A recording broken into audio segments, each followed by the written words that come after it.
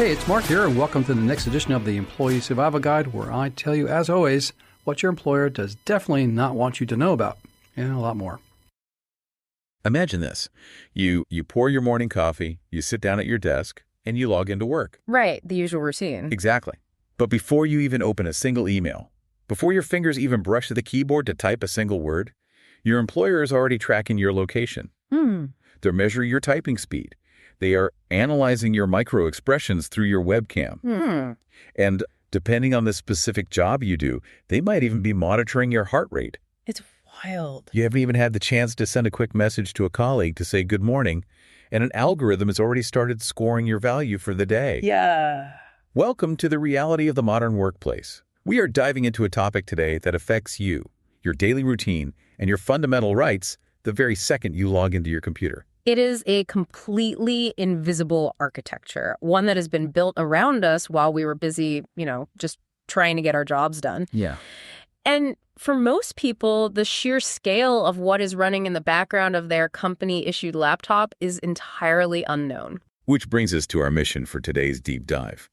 We are completely unpacking the explosive rise of what is known as Bossware and digital workplace surveillance in 2026. It's a massive topic. It really is. We are going to look at the hard numbers, the underlying psychology, the physical toll this takes on the human body, and the massive legal battles that are raging right now over your right to privacy. And to do that justice, we need good data. Right. To give you a true 360-degree view, we're pulling from a huge stack of sources today. We're looking at an in-depth investigative piece from the New York Times. We have actual real-world software reviews from the 2026 Gartner Peer Insights Directory. Those reviews are eye-opening, by the way. Oh, completely. Yeah. We're also going to break down some truly startling statistical trends from a comprehensive report by Employee. We're bringing in the legal heavy hitters with analysis from the employment law firm Carey and Associates. Crucial perspective there. And critically, we are dissecting a freshly released massive September 2025 Government Accountability Office, or GAO, report to Congress. Setting the tone for this exploration really requires us to look beyond the code. This isn't just a technology story. No, not at all. We aren't here simply to review software packages or list features. We are looking at a profound shift in the psychological, legal, and physical realities of how we work. I really want to encourage you to think critically about the invisible digital structures around you as we go through this material. Yeah. Because this technology changes the fundamental relationship between the employer and the employee. Okay, let's unpack this. Because the sheer scale of this phenomena is just, it's staggering. I want to start with the scope. Right. Just how widespread is this concept? Because we aren't talking about a niche practice anymore. When you look at the data collected by the New York Times and Employee, 8 out of the 10 largest private employers in the United States are currently tracking the individual productivity metrics of their workers. 8 out of 10. 8 out of 10. Overall, 78% of companies now use some form of employee monitoring tools. And the employee report notes that predictions had 70% of large corporations monitoring their employees by 2025, which was a massive jump from just 60% in 2021. It accelerated so fast. It did. So we are no longer talking about a fringe practice reserved for highly sensitive security clearances. We are talking about the absolute baseline norm for the average worker. If we connect this to the bigger picture, we have to look at why the shift happened so rapidly and why it stuck. Right, the catalyst. Exactly. What started as a pandemic-era necessity has evolved into a permanent corporate fixture. Yeah, that makes sense. Back when companies suddenly had to manage entirely remote workforces, there was this wave of panic buying. Management bought software just to keep tabs on things because they lost the physical line of sight they were used to in an office. Right, they couldn't just walk down the hall anymore. But the New York Times piece quotes a Stanford political science professor, Maciej Czegrowski, who points out a really crucial distinction. He notes that workplace surveillance has been going on since people had work. Like the factory foreman. Exactly. Think of the foreman on a factory floor with a stopwatch. But the rise of artificial intelligence has allowed employers to monitor workers in much more predictive, granular, and ultimately inescapable ways. The technology caught up. It did, and the financial incentives driving this are massive. The market for this software is projected to reach $6.9 billion by 2030. Almost $7 billion. That is an entire booming industry built entirely on the premise that your digital footprint at work needs to be categorized, quantified, and ultimately monetized. Let's talk about what this actually feels like to experience, because I was looking through the Gartner Peer Insights directory, examining the specific capabilities of the software currently on the market. The nuts and bolts of it. Yeah, I was geeking out a bit. We are talking about programs with names like WebWork Time Tracker, ActiveTrack, TerraMind UAM, Desk Time. And the features they advertise to corporate buyers are intense. Very intense. I want to space out these adoption statistics from employees so we can really think about what they mean. First, 96% of companies use time tracking tools. That seems somewhat standard, right? Logging hours has always been a thing. Time tracking is the gateway. But modern time tracking isn't just a digital punch card where you log in at 9 and log out at 5. What is it then? It tracks active versus idle time based on keyboard and mouse movement. If you stop typing to read a complex document, or if you take 5 minutes to just stare at the wall and think through a problem, that software is logging that as idle, non-productive time. Which leads right into the next statistic. 86% monitor real-time activity. What does real-time actually mean in this context? Real-time activity monitoring means the software is logging exactly what application is in the active window of your screen at any given second. Okay. It logs the URLs you visit, the internal documents you open, and in many cases, it utilizes keystroke logging. Keystroke logging. Yes, it knows how many words per minute you are typing, and it knows if you are switching between a spreadsheet and a news website. It is a live feed of your digital behavior. Then there is the visual element. 53% of these companies take periodic screenshots or track your app usage visually. So more than half of the people working under these systems are having pictures of their desktop snapped randomly throughout the day. And the randomness is the key psychological component there. It creates what philosophers call the panopticon effect. Right, the prison concept. Exactly. For those who might not be familiar with the term, the panopticon is an old architectural concept for a prison designed by Jeremy Bentham in the 18th century. It's a fascinating idea. It is. The idea was a circular prison with a guard tower in the absolute center. The guards could look into any cell at any time, but the prisoners couldn't see into the tower. So they never knew if they were being watched. Right, because the inmates never knew exactly when the guard was looking at them. They had to assume they were always being watched, so they started policing their own behavior constantly. Right. That is exactly what random screenshots do. You don't know if the screenshot is happening right now or in 5 minutes, so you perpetually act as if a manager is standing right over your shoulder. And the most extreme statistic from employee really drives that panopticon idea home. 37% of remote companies require their workers to be on live video for at least 4 hours a day. 4 hours? Think about that. 4 hours of live video surveillance. You are just sitting at your desk, working silently, but you have a webcam broadcasting your face to a manager or an algorithm just to prove you are physically present in your chair. The invasive nature of this technology goes far beyond just turning on a webcam. If we look closely at the software TerraMind UAM, which is featured in the Gartner directory, we see features like OCR. What does that stand for? That stands for optical character recognition. This means the software doesn't just take a static, dumb picture of your screen. It actually reads and extracts the text from those screenshots. Wait, let me visualize this. So if I am drafting an email to HR, or maybe I'm typing a quick message to a coworker and a screenshot triggers, the software is actually reading the words I typed in that exact moment. Yes.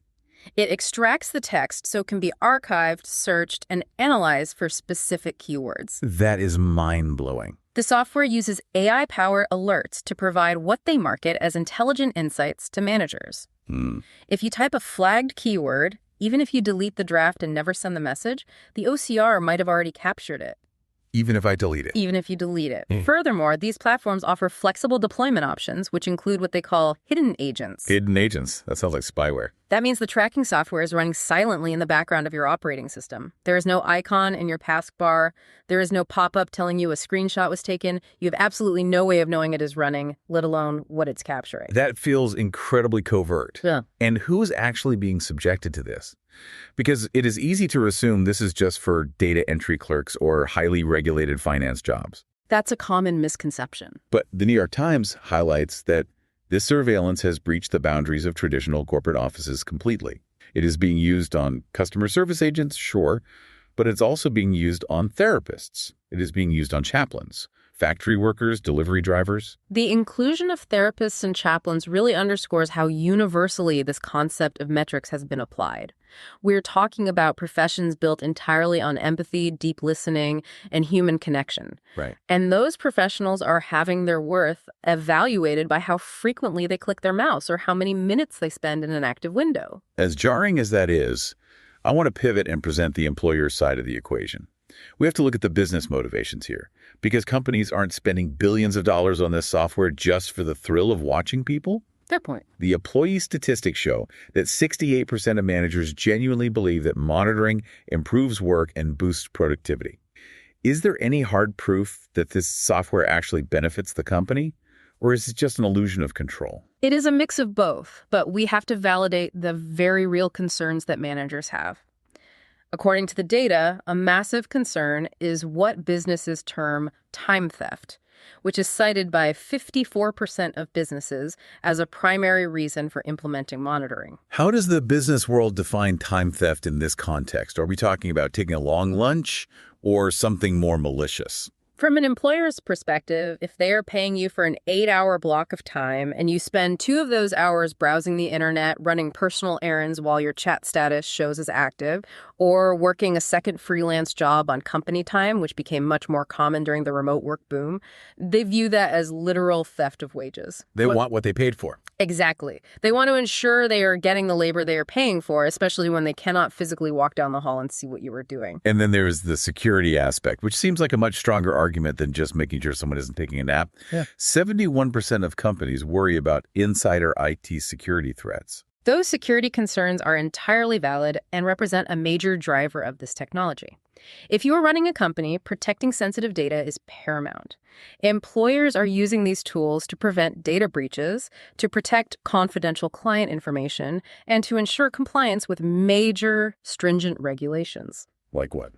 You have GDPR in Europe, which strictly governs data protection and privacy, and EPEA in the United States, which protects patient medical records. Let's ground that in a real-world scenario. If you work in medical billing, for example. Exactly. If you work in medical billing from your home office, you have access to thousands of highly sensitive patient records. The hospital or billing company is legally liable if that data is breached. Right. So they use the surveillance software to ensure that you aren't downloading those databases to a personal hard drive, taking screenshots of patient files, or leaving the data exposed on your screen while unauthorized people are in your home.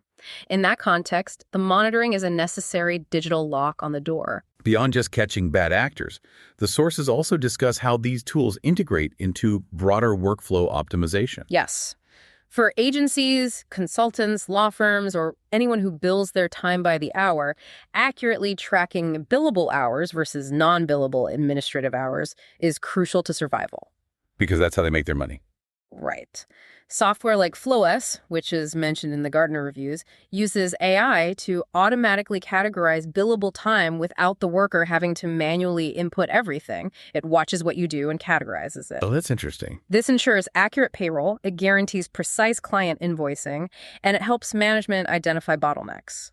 If the software shows that a team is spending 40% of their week on internal emails rather than client work, management can step in and streamline that process. When it is used purely as a resource allocation tool, it can theoretically be incredibly helpful. There is actually a specific success story in the employee source that illustrates this ideal scenario perfectly. They detail a case study of a place called Douglas Academy. Yes, the coding school. Right. This is an organization that teaches robotics and coding in Canada. They had a distributed team of online teachers, and management was struggling. They couldn't manage attendance, and they couldn't ensure teaching quality because they physically could not oversee dozens of simultaneous online classes. So they implemented the employee productivity tracker. And how did they deploy it? Because the deployment method is usually where things go wrong. According to the source, it automated the teacher's time tracking, which took administrative work off the teacher's plates. And it captured random screenshots of their online classes, specifically for quality control purposes. And the outcome? The result was that they saw a 28% increase in productivity in under a year. If we analyze why that specific implementation was a success, it reveals the narrow path where this software actually functions well. Which is? When monitoring is transparent, meaning the employees know exactly what is being tracked, when and why, and when that tracking is tied directly to legitimate quality control, like making sure an online class is actually populated with students and being taught. It has a clear purpose. Exactly. It works. It enhances accountability without devolving into toxic micromanagement. The friction, the stress, and the absolute failure of these systems arise when the surveillance becomes stealthy, constant, and completely detached from actual work output. Here's where it gets really interesting. Let's pivot and look deeply at the employee experience, because we have this massive reality disconnect. We just discussed how 68% of managers think this software improves work. But the sources show that 72% of workers say monitoring has absolutely no positive impact on their work. A huge gap. Let me repeat that. 72% say it has zero positive impact, and in fact, they report that it actively decreases their output. How do we reconcile those two viewpoints? We reconcile them by looking at the psychological toll this takes on the human brain. The data from employee backs up this profound negative impact. 56% of employees report feeling stress and anxiety directly due to workplace surveillance. More than half. 43% feel it is a direct violation of their trust. 31% feel micromanaged, and 23% feel like they are constantly, relentlessly being watched. I am trying to visualize what that actually does to your daily workflow. If you sit down at your computer knowing every single keystroke is being logged, how does that change the way you think? It changes everything because it triggers a state of constant cognitive overload. Think of your brain like a computer. Normally, you have one main program running, doing your job. Right. But when you are under stealth surveillance, you have a massive background program running that is taking up huge amounts of your mental RAM. You are no longer just doing your job. You are simultaneously performing the act of doing your job for the machine. Oh, wow. You are constantly second-guessing your actions. If I take 10 minutes to read this industry article to educate myself, will the software flag me as idle? Should I just wiggle my mouse to stay active? That sounds exhausting. It is. This dual cognitive load causes immense fatigue and stress. And the deep irony here is that this stress damages the exact productivity and focus that the employers are trying to boost. The performance of working versus actual working. That's such a vital distinction. And there is no better example of this phenomenon than the fascinating case study from HCL Technologies mentioned in the sources. Yes, the productivity paradox. This absolutely blew my mind. HCL transitioned their workforce to remote work, and to keep control, they implemented worker surveillance systems. Specifically, they used a tool called Sapience Analytics for activity tracking and an identity and data management system, or IDMS, for tracking performance and access. And what they found is what economists refer to as the ultimate productivity paradox. Exactly. They tracked these remote workers using these intense systems, and they discovered that people were actually working 2 hours more per day. The sheer volume of working hours increased dramatically. But their overall productivity, the actual work being accomplished, declined by 8 to 19%. How does a company get 2 extra hours of labor out of someone every single day, but end up with almost 20% less actual work? The why behind that data is the most important lesson in this entire deep dive. The researchers dug into why output per hour dropped so significantly, even as people stayed glued to their chairs longer. What did they find? They found it was due to a massive shift in how people behaved when they knew they were being measured by metrics rather than outcomes. There was a huge increase in meetings, there were higher communication costs, and there was a massive decrease in actual meaningful collaboration. Employees were interacting with far fewer colleagues across different business units. Why the increase in meetings, though? If I know I'm being tracked, wouldn't I want to put my head down and work? Because a meeting is an undeniable, measurable block of active time. The software registers you as in a video call, your microphone is active, and therefore you are working. Essentially, the metric of hours online or active screen time did not equate to actual value created. When you measure a knowledge worker, someone whose job requires thinking, strategizing, or complex problem solving, by how much they move their mouse or how many hours they are logged into a portal, you incentivize the wrong behavior. You're just training them to look busy. You incentivize them to stay online longer, doing performative, shallow tasks, but you drain the creative energy required to do the deep, meaningful work that actually drives a business forward. And when you put human beings in a digital cage like that, They are incredibly adaptable. They will figure out how to game the system. Always. The behavioral responses to the surveillance outlined in the sources are just incredible to read. 49% of workers actively admit to faking being online while doing non-work activities. Almost half the workforce is faking it. Because the system demands the appearance of work over the reality of work. And it gets more technical. 31% use anti-tracking tools to block the software. 25% actively research hacks to fool the metrics. Like the jigglers. Yes. They buy auto mouse movers, which are literally physical devices called jigglers that you place your mouse on, and it moves it back and forth to prevent your screen from going to sleep. Or they put up fake meeting screens to trick the time tracking software into thinking they're presenting a slide deck. It's a whole cottage industry. It really is. Yeah. 47% of employees admit they avoid discussing certain work-related topics out of fear of being monitored and having their words taken out of context. And 23% physically stage their workspaces to appear more productive on camera than they actually are. The irony here is so thick you could cut it with a knife.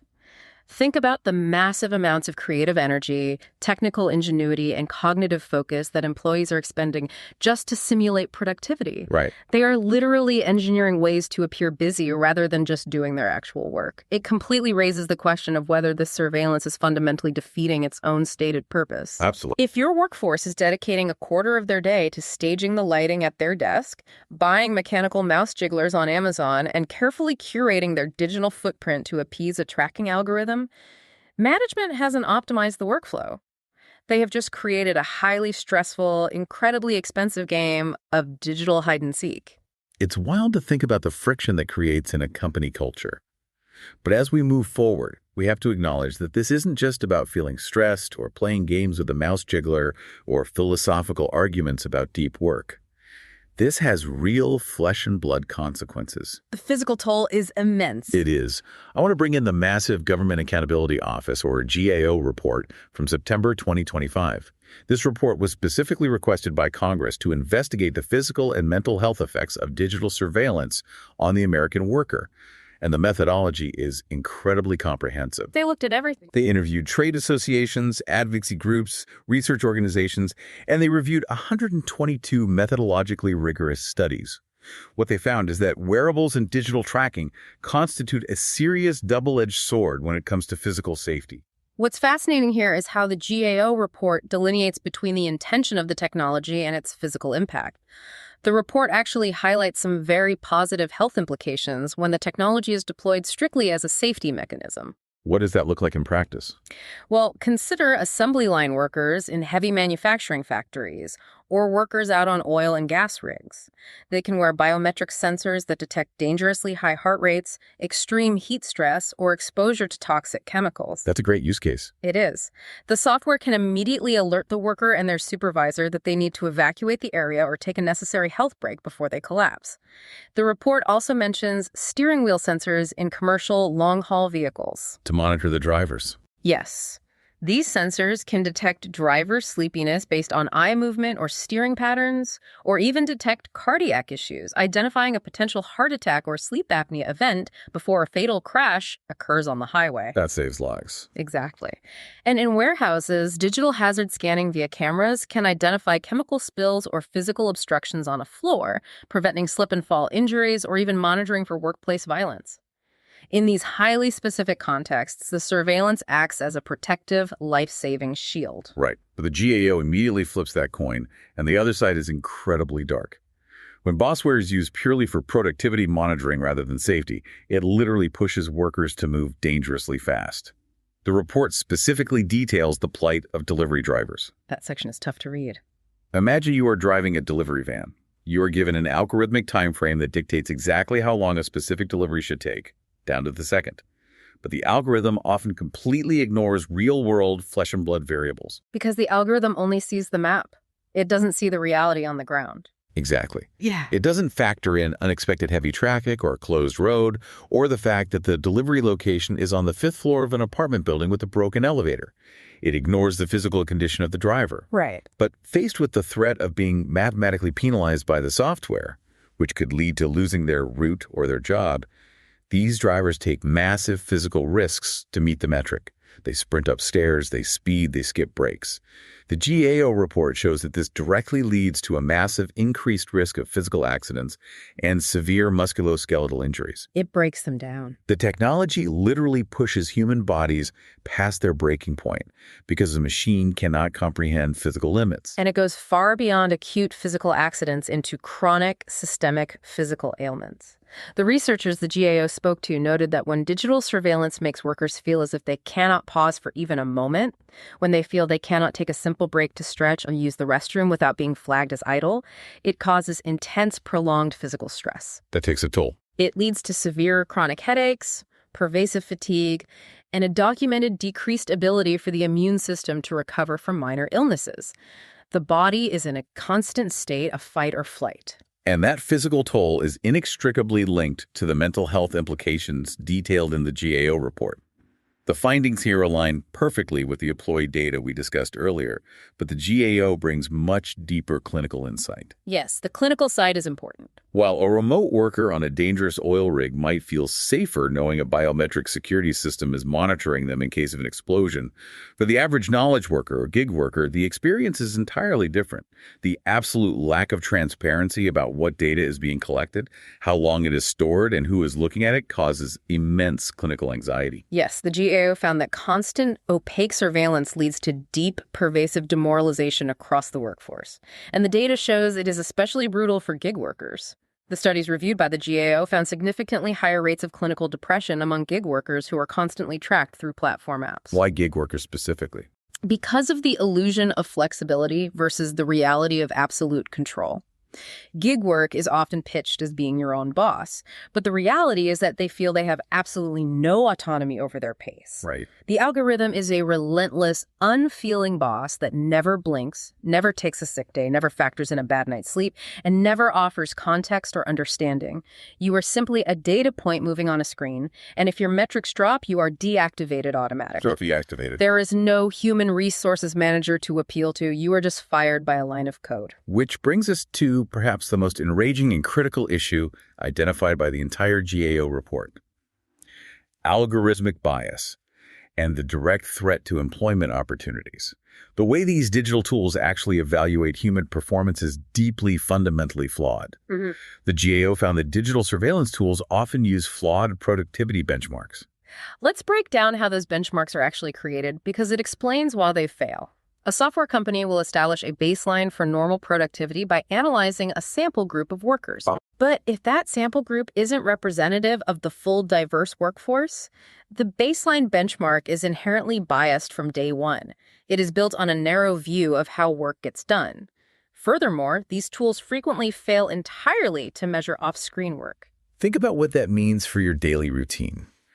If your job requires deep research, reading complex physical documents, stepping away from the keyboard to brainstorm on a whiteboard, or mentoring a junior colleague in the break room, you're providing massive value to your company. Absolutely. But to the tracking software, you haven't moved your mouse in 30 minutes.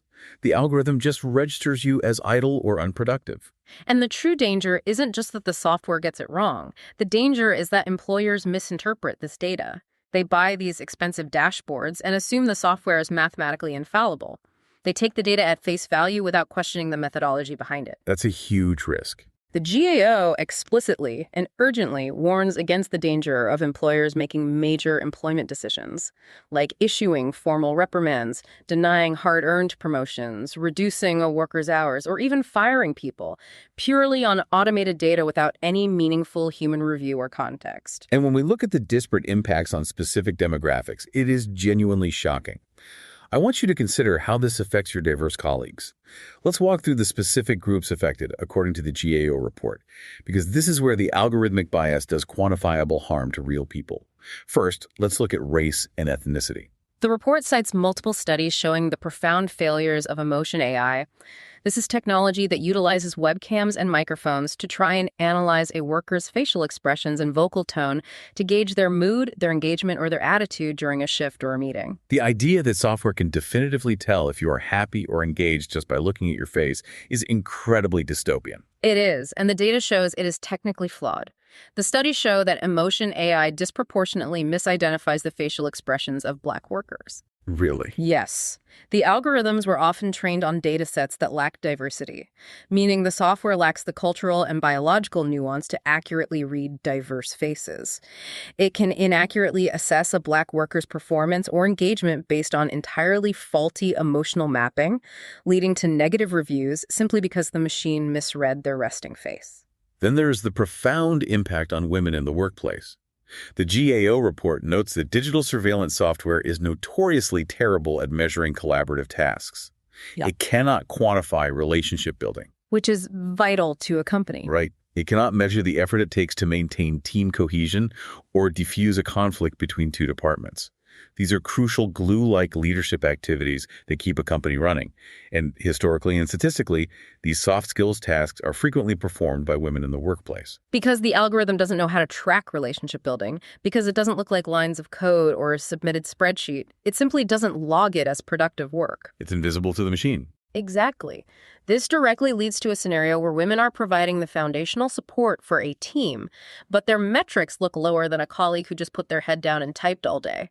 This directly leads to women being passed over for promotions because the data doesn't reflect their true value. That is so frustrating.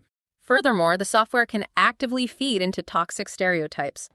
One study reviewed by the GAO noted that emotion tracking tools might flag women as behaving inappropriately or being too aggressive simply for firmly disagreeing with a manager on a call, providing employers with seemingly objective machine-generated data to justify unfair bias or terminations.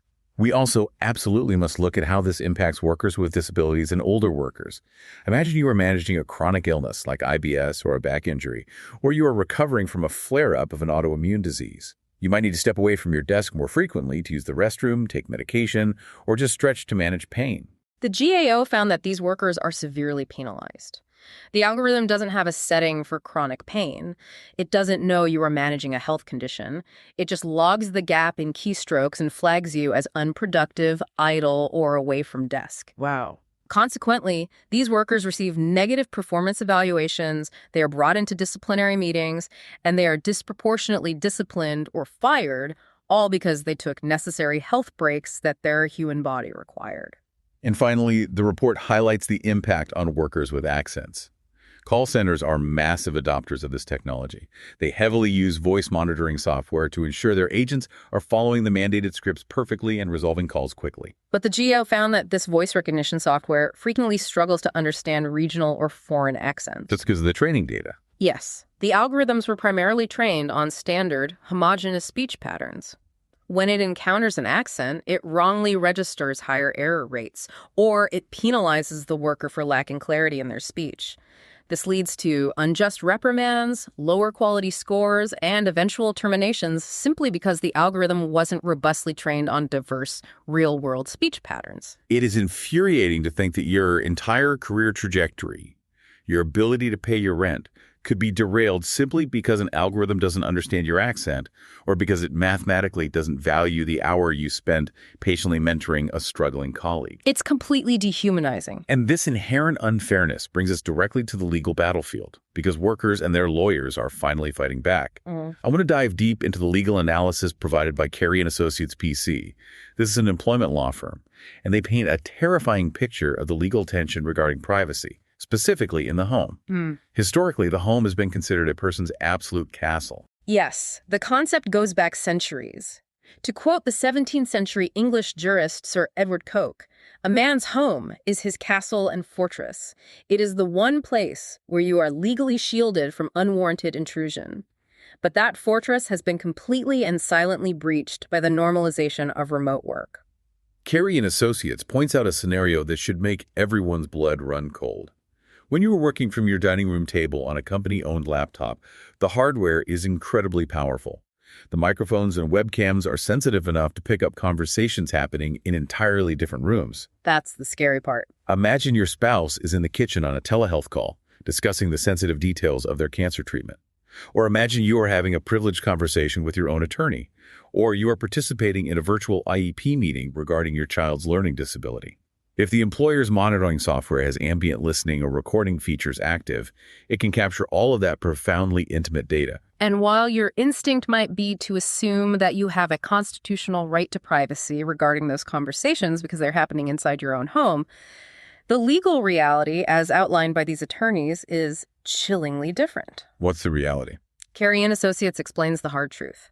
If you are using a company-owned laptop or a company-issued cell phone, you have virtually zero expectation of privacy, period.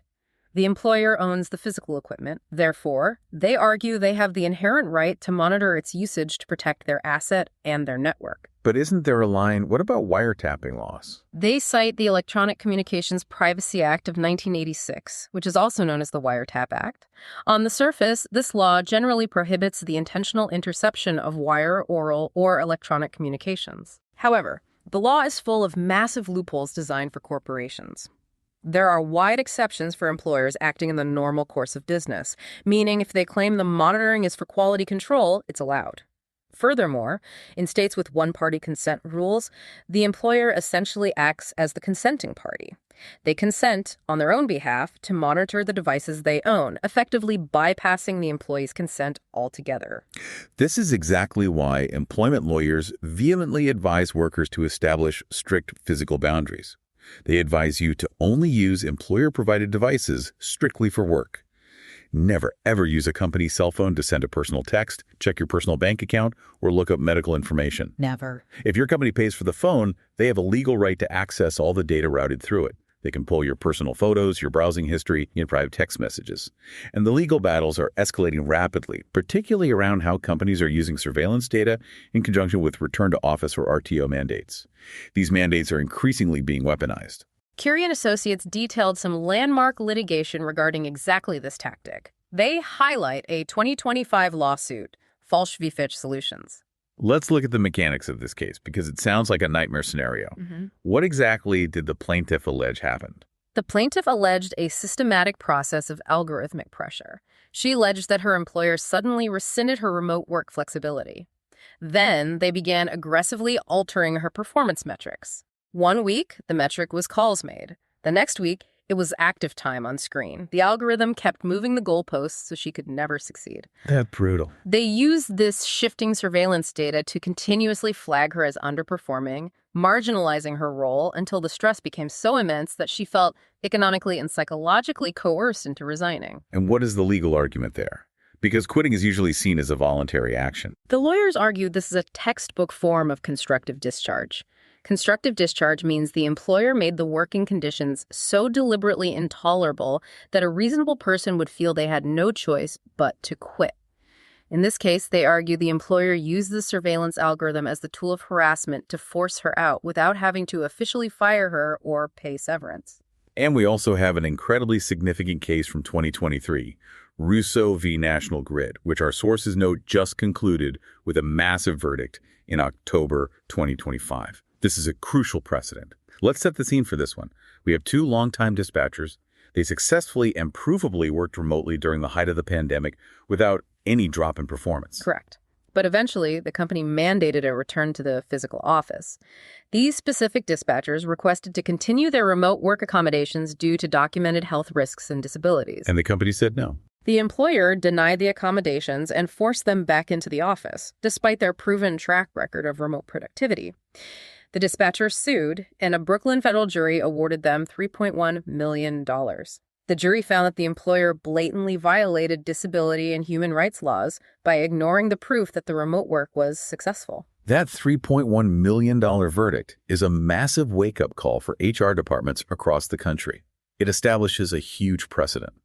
Remote work, particularly for disabled workers or those with caregiving responsibilities, is increasingly being recognized by the courts as a legal entitlement and a reasonable accommodation under the law, not just a discretionary corporate perk that a CEO can revoke on a whim.